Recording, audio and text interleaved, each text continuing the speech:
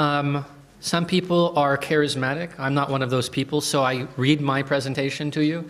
So bear with me. Everything is well organized, and I'm a passionate speaker, but I'm not going to just ad-lib this or improvise it. So it'll be somewhat intense. I've tried to make it as clear as possible in the speaking. So kind of we're going to ride across the clouds today and join Plato in some interstellar activity. All right. All right. So putting aside all historical and biographical context, I'm going to let you do the Wikipedia biographies and histories in your classrooms, not to put down biography or context. I'm just not going to do that. Let's just jump right into the dialogue and the debate, the meat of Plato's Republic. Having rejected all attempts at a definition of justice by old Cephalus and Polemarchus, it is Thrasymachus's last challenge which largely sets the stage for much of the Republic. Thrasymachus has thrown down the gauntlet to assert that justice is, quote, nothing else than the interest of the stronger, of those who rule, which is as much as to say that justice is nothing but a sham. In agreeing that the art of rulership necessarily takes the interest of the ruled as its basis, Thrasymachus's position is rejected by Socrates. By definition, a ruler does not rule for himself or herself, but in the interest of the people. However, Socrates has yet to provide a positive definition of justice and sets out to find one. With this, the great work of the Republic has begun.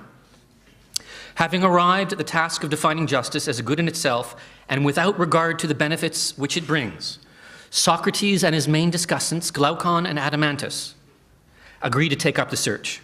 They agree to search first at the macro level of the state and only later at the micro level of the individual, so that they may at first see it in the larger body so as to find it more easily.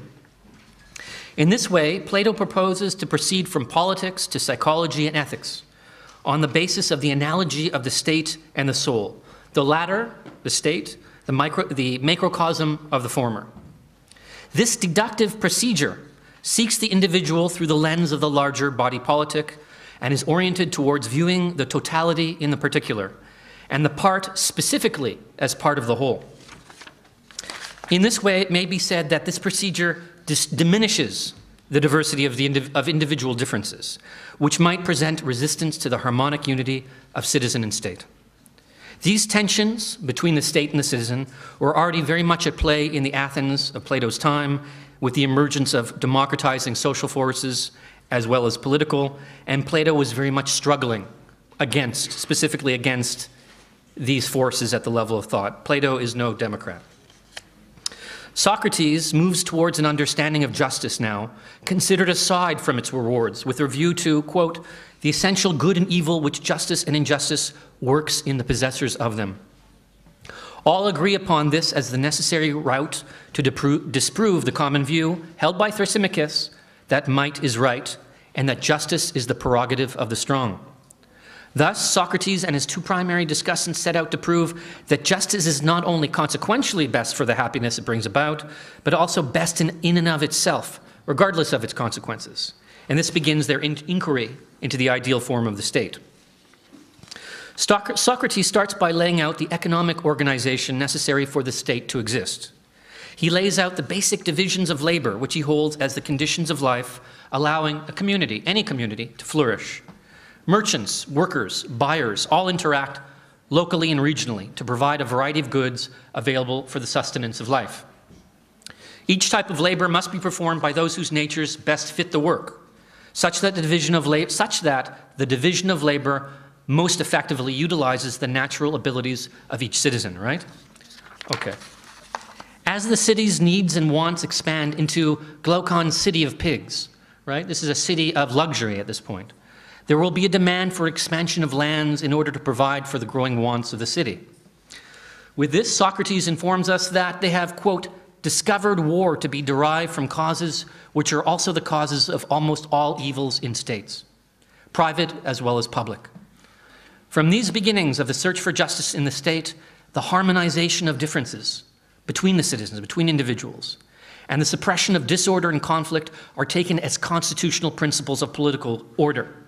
Unity, not diversity, appears to be Plato's primary concern. At least that's the way it looks up front. To the end of material and territorial expansion, a place of military training will be necessary, and the division of labor is again applied to those natures who are best filled out to suit an army, to become warriors. Such warriors will have to be tempered so they do not devour, do not consume each other or their fellow citizens. Socrates turns to the analogy of the courage of dogs as epitomizing spirit and bravery, what he called, or the Greek term, thumos, for spirit, in order to imagine a class of soldiers which will prove fierce to enemies, but soft and yielding to their fellow citizens. The most fitting education for the soldiers, Socrates finds in a regimen of music and gymnastic.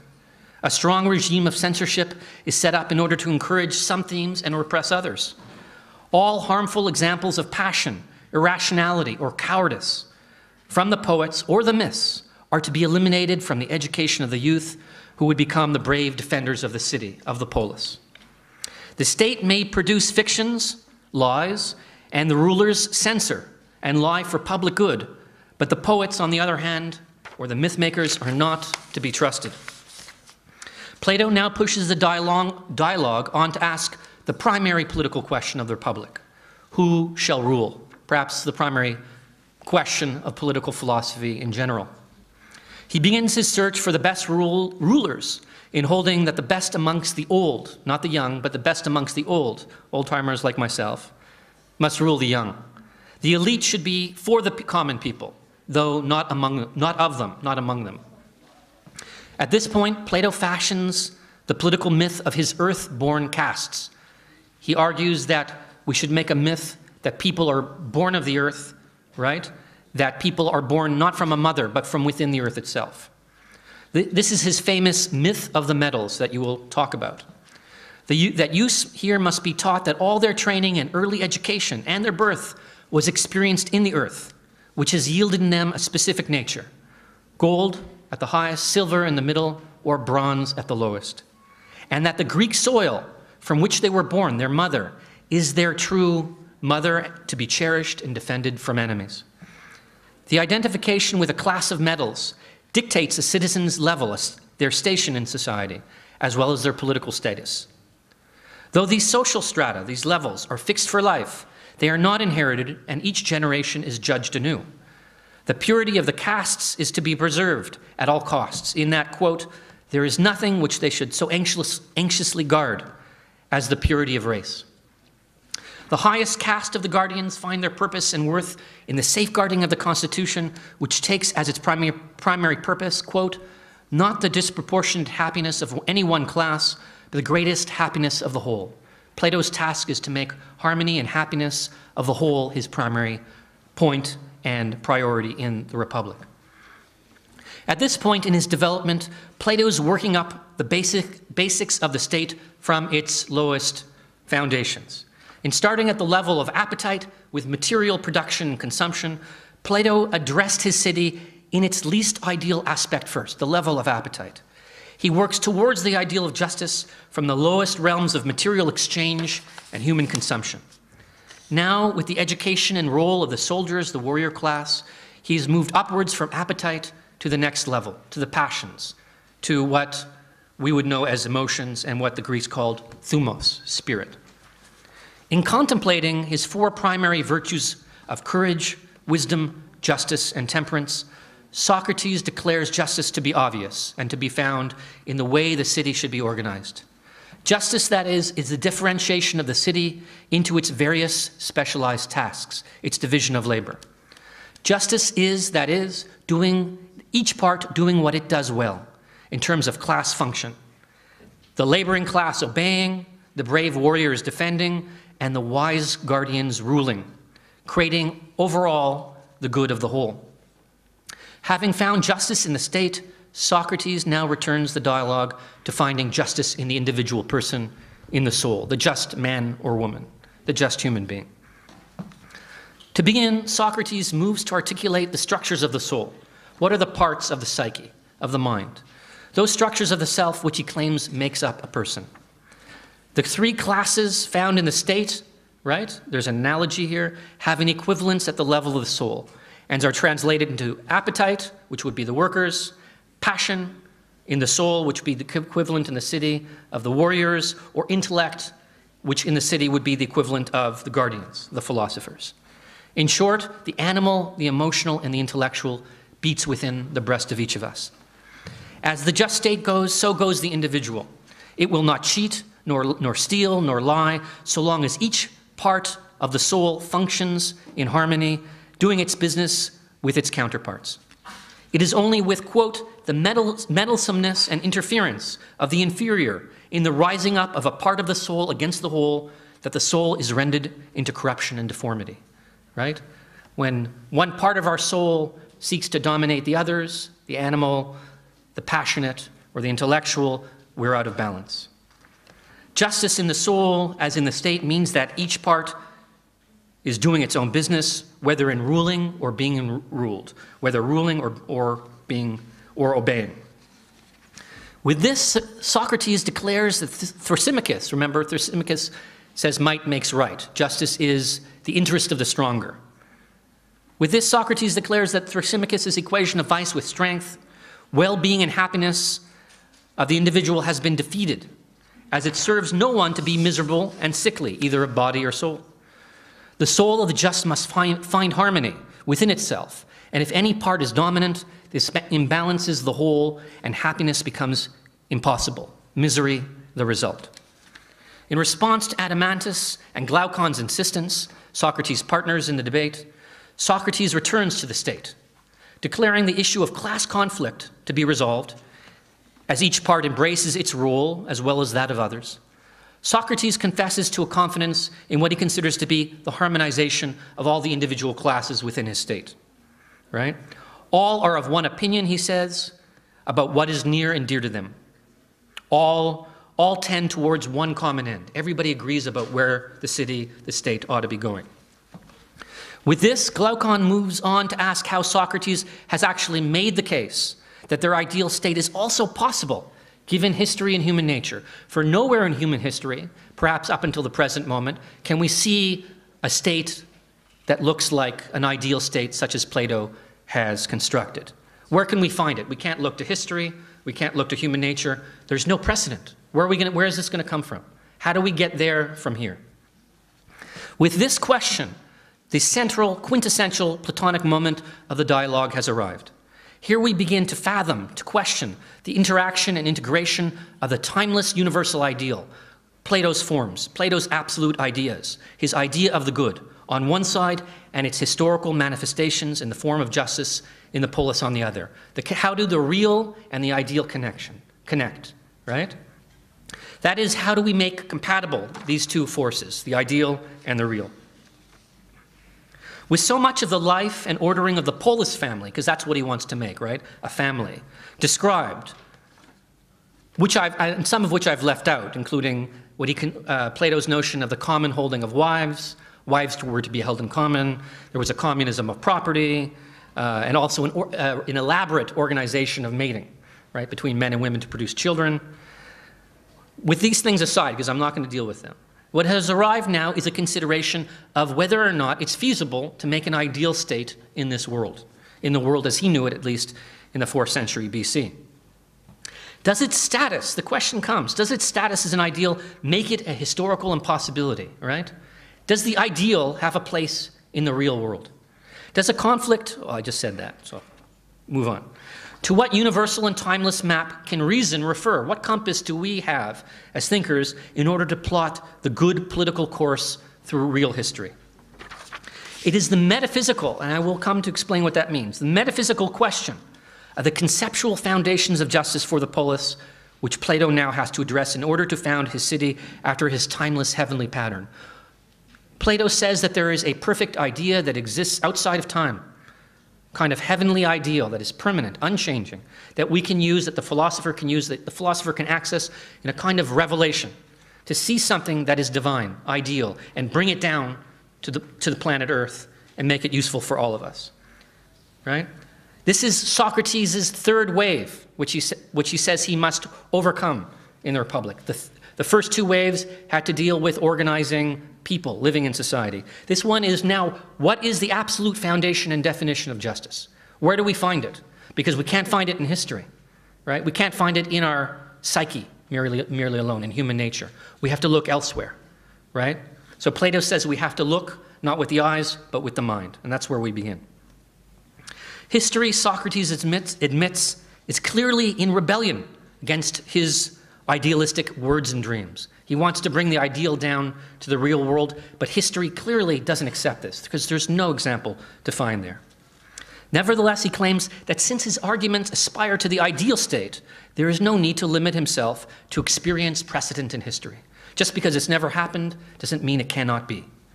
Just because a state has never existed, such a state has never existed, does not mean that they should give up on the ideal, and that if there is an ideal as such, and the mind can find it, then possibility has been found. Conditional upon this great wave of political transformation being brought about, this revolution, Plato makes one of his most famous claims.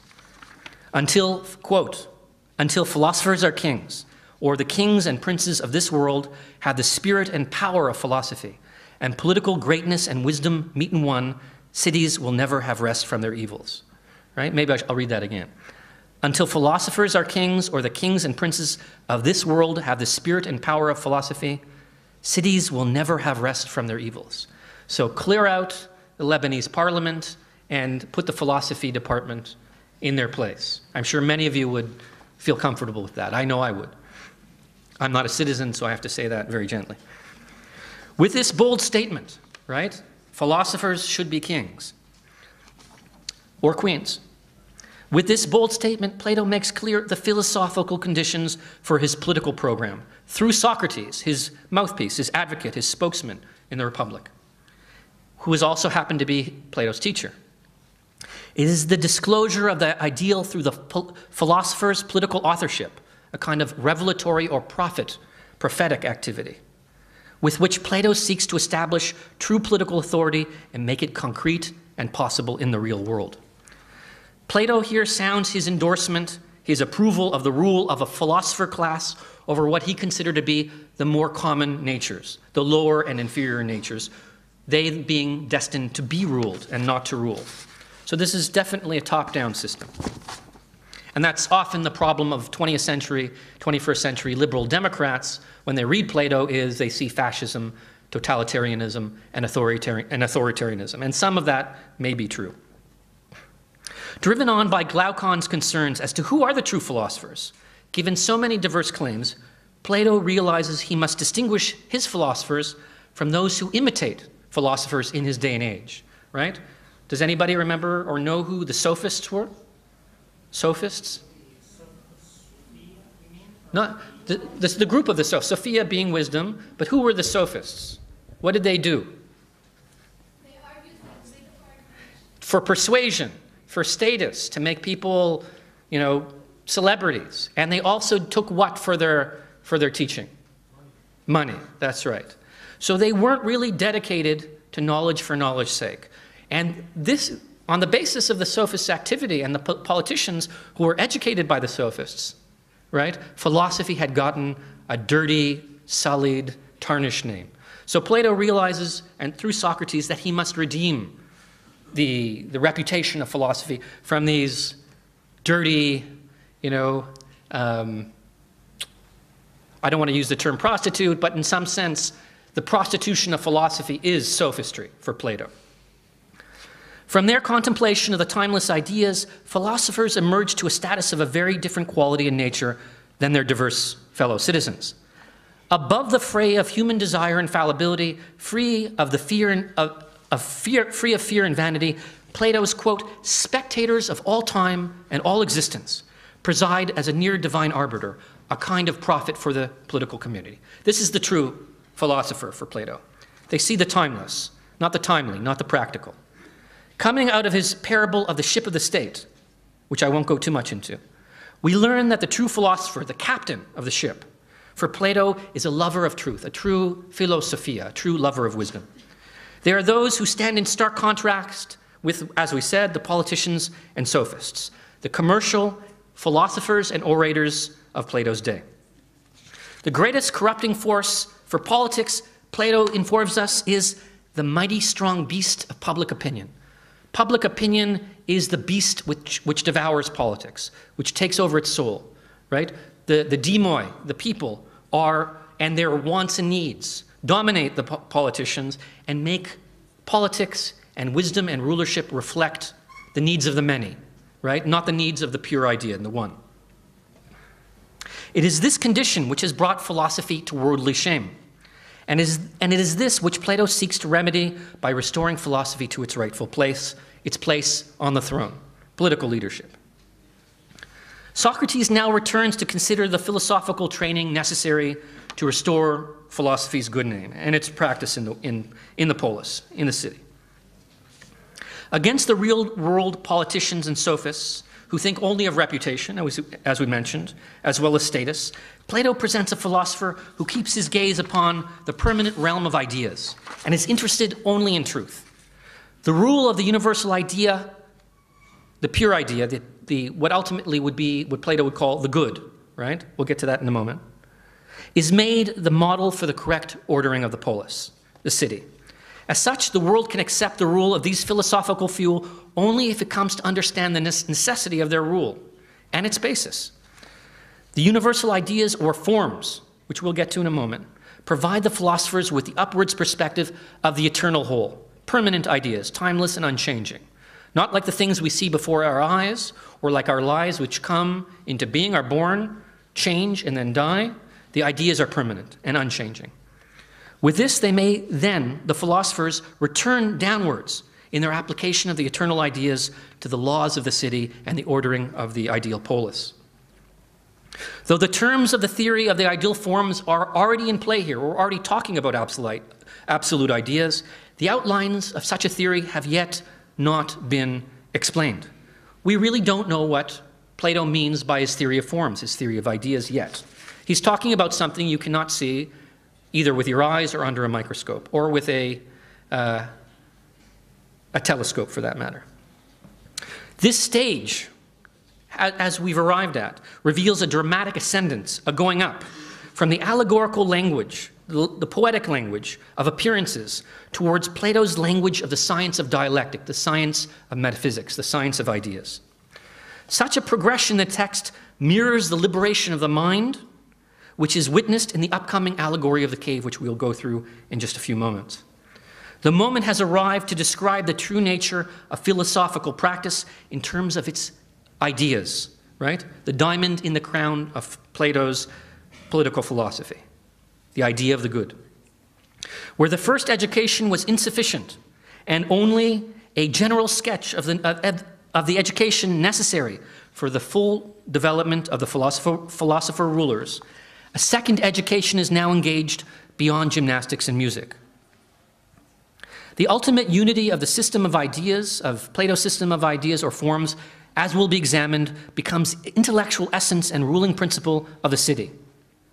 Yet, as Adeimantus brings out, at this point, the problem remains as to how the ideal itself may be made to replace the corrupt Athenian reality of which Plato has become a famous witness.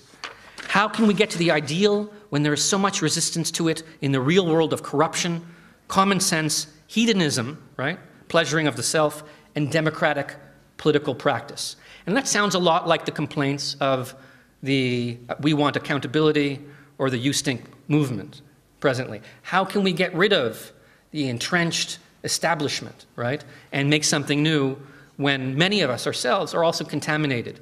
The city itself might be contaminated in a soil that is itself impure, all right?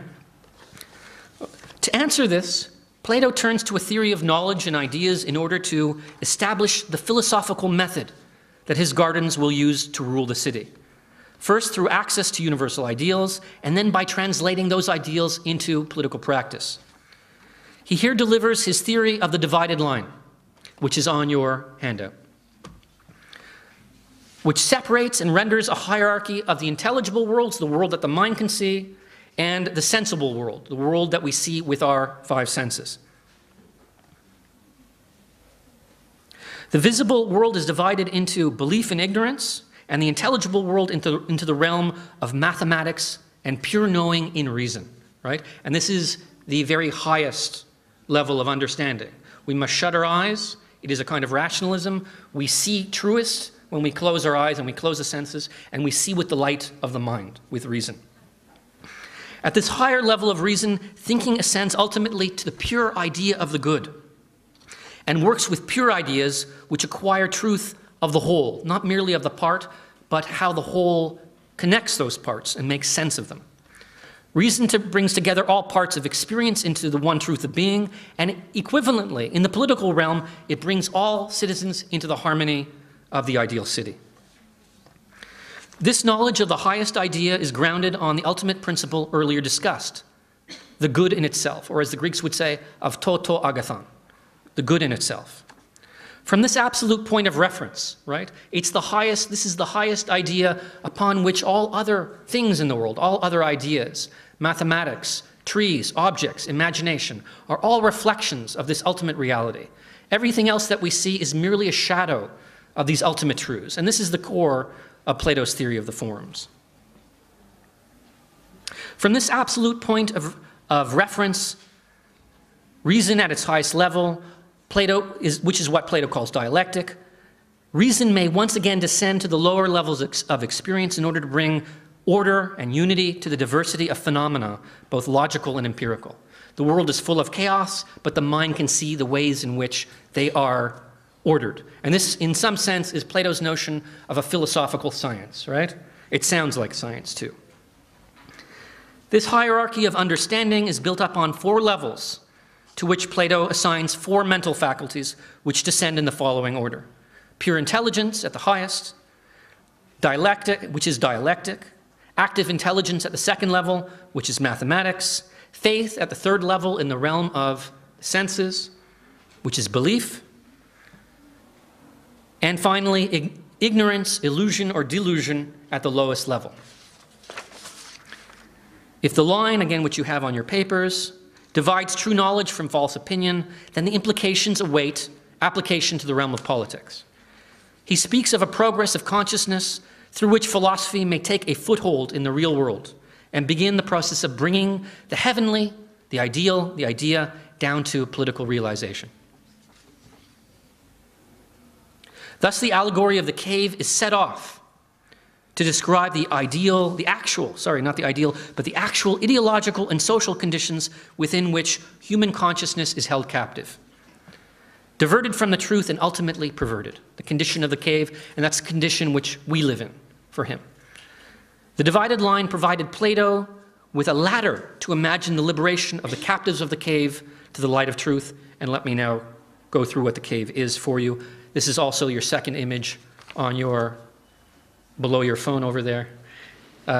You can see the cave and a simplification of the cave, because I don't want you to get lost in looking at it while I'm talking, because it's hard to do 2 cognitive tasks at once, is that the cave is kind of like Neo in the Matrix, right?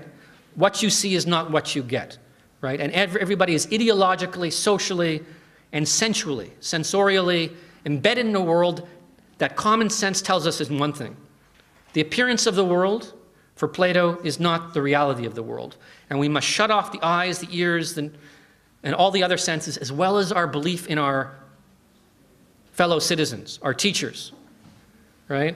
The movies we watch, right? To finally see the truth. We have to turn off our social learning, detach ourselves from our social learning and our sensual learning, and see the truth only through one faculty, through only one lens, the mind. There is no other way to see the truth. Everything else that we see is essentially a lie, an illusion, a delusion that will lead to what the Buddhists call Maya, right? Illusion. And illusion for the Buddhists is the cause of ultimate suffering. Now, I'm not here preaching Buddhism. Plato is not a Buddhist, but there's an analogy there, right? Lost in illusion, we are bound to suffer, right? First, the 4 noble causes of Buddhism.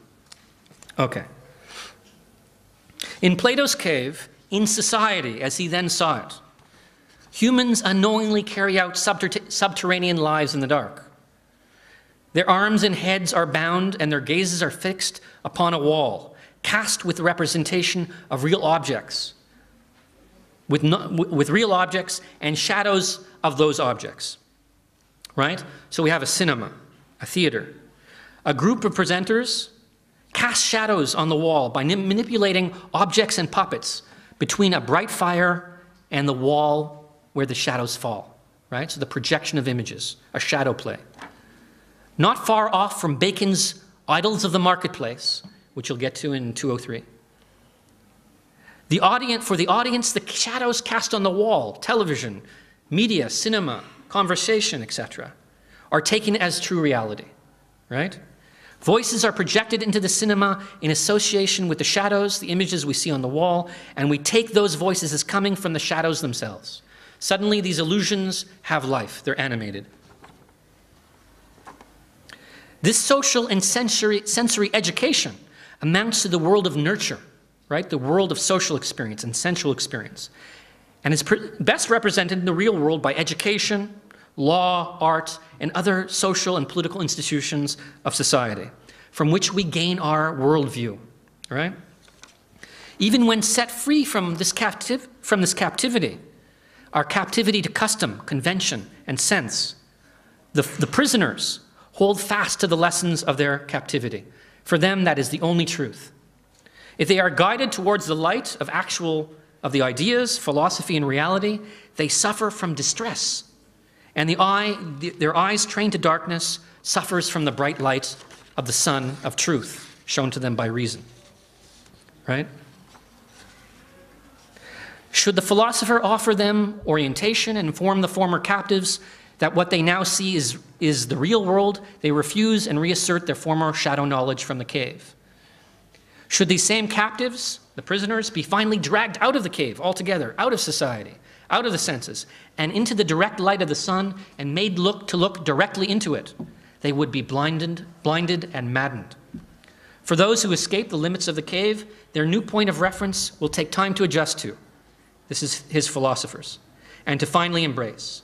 First they see shadows, then the reflection of objects, and then finally objects themselves in the bright light of the truth of the highest idea, which only the mind can see. So slowly they come to see the light of day, the truth of being without discomfort. They become comfortable with reason.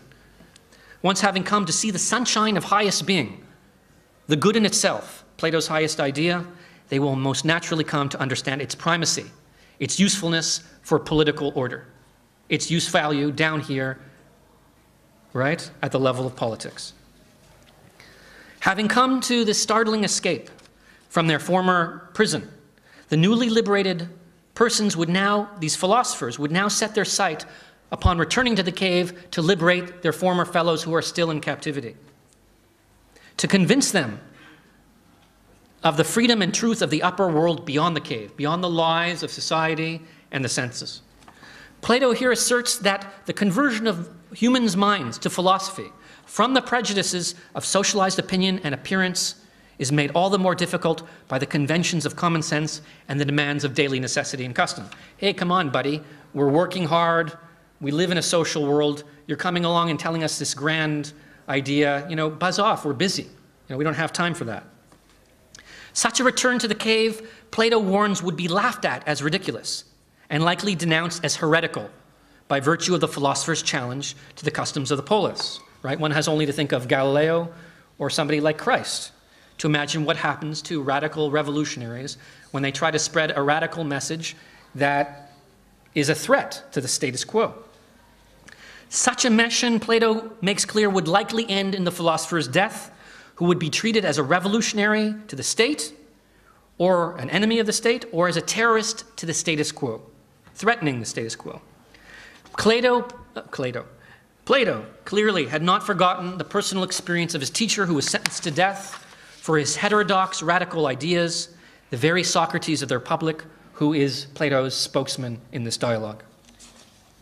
In Plato's city, the statesman requires this ultimate knowledge of the idea of the good, that which we found outside the cave, in order to be capacitated, to be capable of rational judgment, of political judgment. The prison or cave of social and sensory experience is no more than the world of appearances and public opinion, right? Facebook would be Plato's worst enemy in the world, right? The fire which is cast upon the wall in the cave is ultimately an imitation of the sun, the real light of truth in Plato's idea of the good. In reading the imprint of the eternal truth in the final universal idea of being and its many offspring ideas, right? There's the one idea of the good and many ideas that come out of that, right? Down to all the things that we see, blue, chair, tree, object, etc. These all reflections, right, of the ultimate idea, which contains all of them within one, a kind of God idea. Let's just use that term, right? Okay. In reading the imprint of the eternal truth in the actually, I've said that. In the ideal polis, the philosopher must rule the hive as king and as the one who has exclusively received the highest education. Not everybody will be educated to see the truth or to act as a philosopher. This is an elitism, exclusively. In this way, Plato delivers his justification as to how one who has been reared, brought up to the guardian class, and has attained the highest happiness of truth, must now be persuaded to return to the cave, right? Neo must go back into the cave and save his fellows. Plato and Socrates must return to the cave. They must risk their own freedom, their own happiness that they found in finding the truth, and return to the cave and struggle with their fellows to bring them the light of truth. With this, the guardians have been found in the person of the philosopher and the science of the forms, and Plato has made clear its practicality for the ideal city. Where Thrasymachus, returning to might is right, and that justice is the advantage of the stronger, where Thrasymachus had argued that rulership is the art of exploiting the ruled, Plato has turned this position upside down to its opposite, so that the rulers themselves are pledged to obey the divine rules of the forms as an ultimate ethical authority. In this sense, the philosopher is for Plato as much a political agent as a prophet, conducting the gaze of the community up to the light of the sun of ideas through the practice of philosophy that Plato calls at its highest level dialectic. And I hope your teachers will talk a little bit about dialectic with you. The loss of the heavenly city and the ideal forms is thus the relegation of humanity to a kind of permanent purgatorial existence. Almost from a religious point of view, when we lose access to the divine ideas, the ideas themselves, subtracted, putting monotheism aside, because this isn't about religion. Plato feels that we're in a state of purgatory, not much better than hell, right? This condition witnesses the tragic alienation of humanity from its own essential essence and its nature and its kind of spiritual catastrophe.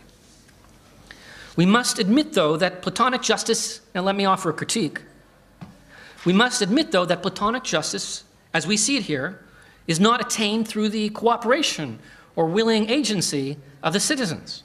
Rather, it is found at the level of the organization of the polis as a whole, so as to bring the citizens into a unity that they didn't really participate in creating. In this rule of the one of justice over the many citizens, over the many of freedom, right? Freedom has no place here. Plato sets his city against what he sees as the ugly and inevitable consequences of what? Of democracy, of democratic pluralism. Everything that we cherish today for Plato is a recipe for disaster. The realization of the ideal polis is brought about through the spiritual unification of the potentialities of its citizens, and not merely through an education which takes those potentialities as an end in itself. The education of the citizen is for the benefit of the whole, not for his or her benefit, right? This is not liberal education, right? This distinction draws a marked line between the most basic presumptions of modern Western education and Plato's radical concern with the preservation of the harmony of the unified soul of the community.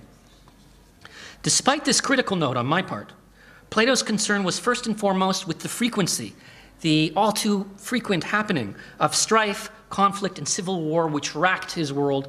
Every 3, 5, and 10 years there was a war, an invasion, a coup, and this was his primary concern.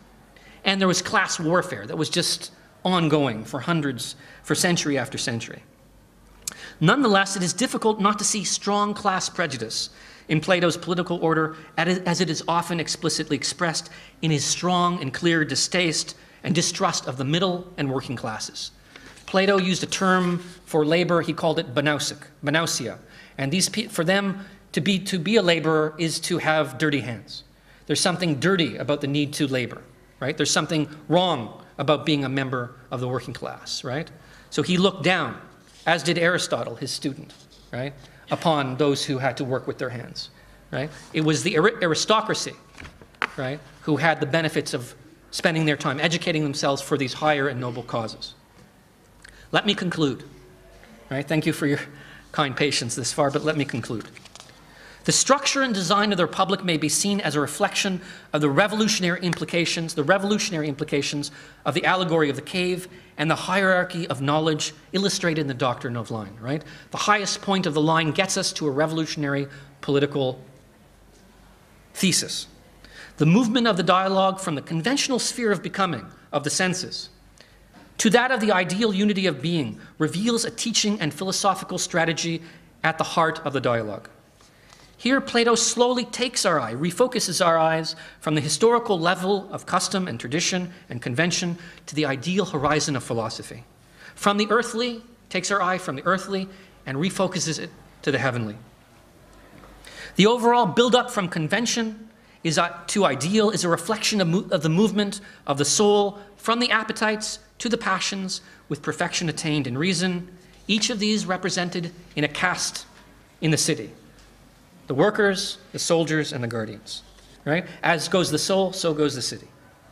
The myth of the earth-born citizens, those Greeks who are born in the earth and who have a bronze, gold, silver, or gold soul. These citizens secure his hierarchy with greatest concern for class integration and harmony between the classes within the polis. Harmony is everything. Here, caste is given mythic legitimacy and justification where humans are by nature born to a specific class and fulfilled in their duty to that class, right? We are worker bees. Worker bees or queen bees or drones, I guess, that would be the third. Thus far, Plato has remained within the bounds of conventional Greek ideals and has yet to provide a justified foundation for his hierarchy and argument. He's not provided a real justification. He just says this would work better.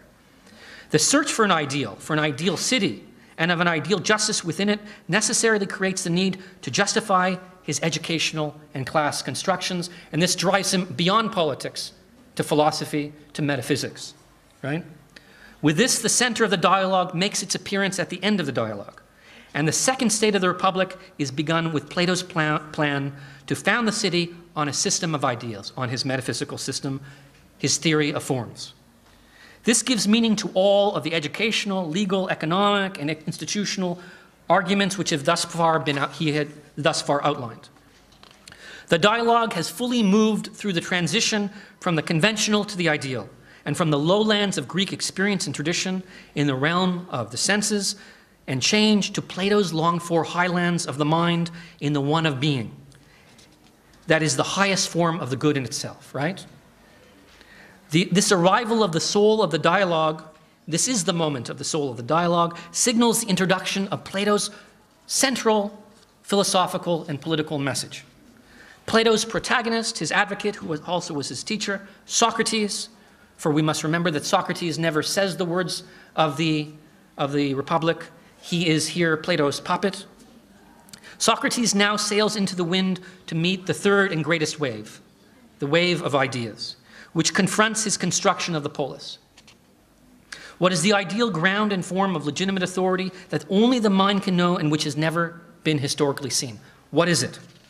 It is not until this moment that the philosopher has played any substantial role in the filling out of the city.